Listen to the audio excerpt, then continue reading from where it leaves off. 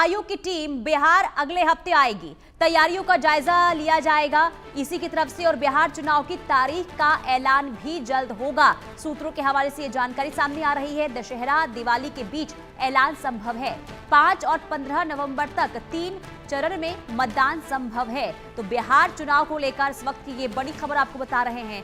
अगले हफ्ते चुनाव आयोग की टीम बिहार जाएगी और किस तरीके से तैयारियां चुनाव को लेकर वहां पर की जा रही है, इसका जायजा लिया जाएगा। और संभावना इस बात की भी है कि हो सकता है कि जल्द ही चुनाव की तारीखों का ऐलान भी हो जाए।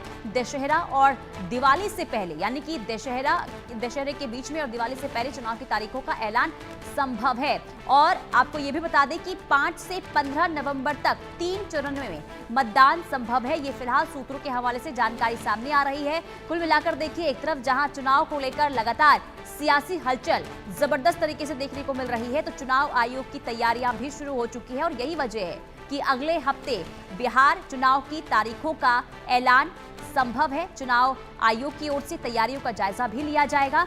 और अभी तक जो खबर सामने आ रही है सूत्रों के हवाले से, उसके मुताबिक इस बार का जो चुनाव है वो 3 फेज में हो सकता है। हालांकि चुनाव कब होगा इससे लेकर थोड़ा इंतजार करना होगा। 243 सीटों को लेकर लगातार देखिए तमाम जो पार्टियां हैं वो पूरी तरीके से ताकत झोंकती हुई इस वक्त नजर आ रही है और इंतजार हो रहा है चुनाव की तारीखों का। अब देखना होगा कि चुनाव बिहार में कब होते हैं, तारीख कब तक आते हैं। हालांकि चुनाव आयोग की ओर से तैयारी लगातार हो रही है और तैयारियों का जायजा लेने के लिए अगले हफ्ते ही चुनाव आयोग की टीम बिहार पहुंचेगी और संभावना इस बात की कि जल्द ही चुनाव की तारीखों का भी ऐलान हो जाए। तो 243 सीटों के लिए लगातार देखिए हर तरीके से तमाम जो दल हैं वो पूरी कोशिश और ताकत लगाती हुई इस वक्त जो पार्टियां हैं वो नजर आ रही है। और कोशिश इस बात की कि सत्ता को, बिहार की सत्ता को अपने पाले में किया जाए। एक तरफ एनडीए अपने घटक दलों के साथ देखिए लगातार बैठक करता हुआ नजर आ रहा है, तो दूसरी तरफ इंडिया गठबंधन की ओर से भी तमाम रणनीति तैयार की जा रही है। और बीजेपी कोशिश ये कर रही है कि अपने घटक दलों को साथ में लेकर चला जाए और सीट बंटवारे को लेकर भी सहमति जल्द से जल्द बनी रहे। तो दूसरी तरफ इंडिया गठबंधन की तरफ से ये कोशिश हो रही है कि सीट बंटवारे को लेकर जल्द से जल्द फैसला हो। हालांकि बैठकें दोनों ही तरफ से हो रही है और यात्रा भी दोनों तरफ से निकाली जा रही है। और बीजेपी की तमाम जो बड़े चेहरे हैं वो दौरा करते हुए इस वक्त बिहार का नजर आ रहे हैं। अभी याद होगा आपको कि 2 दिन पहले ही अमित शाह बिहार पहुंचे थे और वहां पर बैठक हुई थी और इसके बाद रणनीति तैयार की गई थी कि आखिर आगे कैसे, किस तरीके से, किन मुद्दों के साथ जनता के बीच पहुंचा जाए। क्योंकि कोशिश बीजेपी की ये है कि संगठन को मजबूत किया जाए और संगठन मजबूत कैसे हो इसे लेकर लगातार बैठकें हो रही है। और सीट बंटवारे को लेकर भी हो सकता है कि जल्द से जल्द फैसला हो जाए, क्योंकि बैठकों का दौर दोनों ही तरफ से लगातार जारी है। कुल मिलाकर देखिए हलचल तेज हो चुकी है बिहार चुनाव को लेकर। देखना यही होगा कि इस बार आखिर बिहार की सत्ता पर कौन काबिज होता है। क्या एनडीए एक बार फिर से बिहार की सत्ता पर काबिज हो पाता है या फिर नहीं, या फिर ये भी देखना होगा कि क्या इस बार तस्वीर बिहार की अलग देखने को मिलती है। हालांकि अलग अलग जनता के राय हैं जिस पर कुछ भी कहना काफी मुश्किल होगा, क्योंकि बिहार की राजनीति एक ऐसी राजनीति है जिसमें संभावनाएं बहुत कम लगाई जा सकते हैं। ऊंट किस करवट बैठ जाएगा ये कहना बहुत मुश्किल है।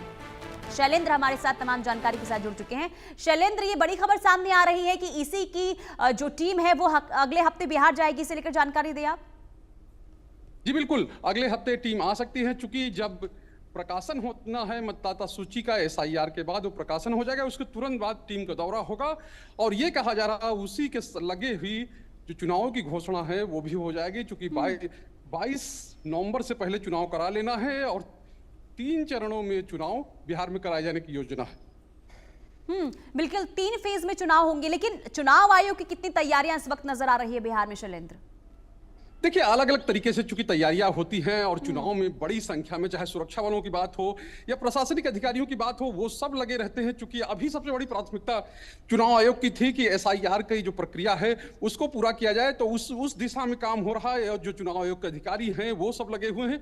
लेकिन अब धीरे धीरे उसका समय पूरा हो रहा है, यानी आज 22 तारीख है और 30 तारीख को फाइनल सूची का प्रकाशन हो जाएगा और उसके बाद चूंकि ये प्रक्रिया होती है जो वोटर लिस्ट की वो लगातार चलती है, लेकिन ये फाइनल लिस्ट मानी जाएगी जो 30 सितंबर को होगा, उसी के आधार पर जो चुनाव की घोषणा होगी।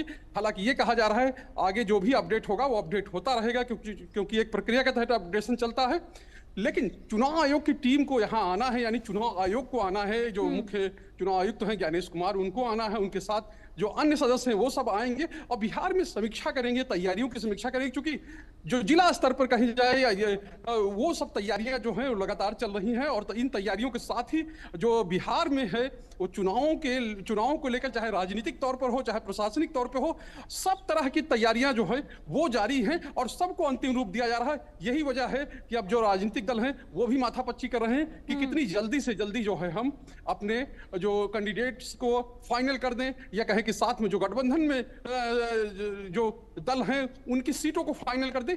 सब चल रही हैं और जल्दी ही, यानी कि अगले 1 से 2 सप्ताह बहुत क्रूशियल होने वाले हैं। उसमें पूरी तस्वीर सामने आ जाएगी कि बिहार में होने क्या जा रहा है, बिहार में कौन चुनाव लड़ेगा, कौन कितने सीटों पर चुनाव लड़ेगा, यानी कौन सा दल कितने सीटों पर चुनाव लड़ेगा, और साफ तौर पे बिहार में जो कब चुनाव होंगे, यानी वोटिंग की तारीख कब होगी, नामांकन की तारीख कब होगी, वो सब चीजें अब सामने आने जा रही हैं। यानी कि अभी बिहार में वेट एंड वॉच की स्थिति बनी हुई है। ठीक है, बहुत शुक्रिया शैलेंद्र तमाम जानकारी देने के लिए। तो देखिए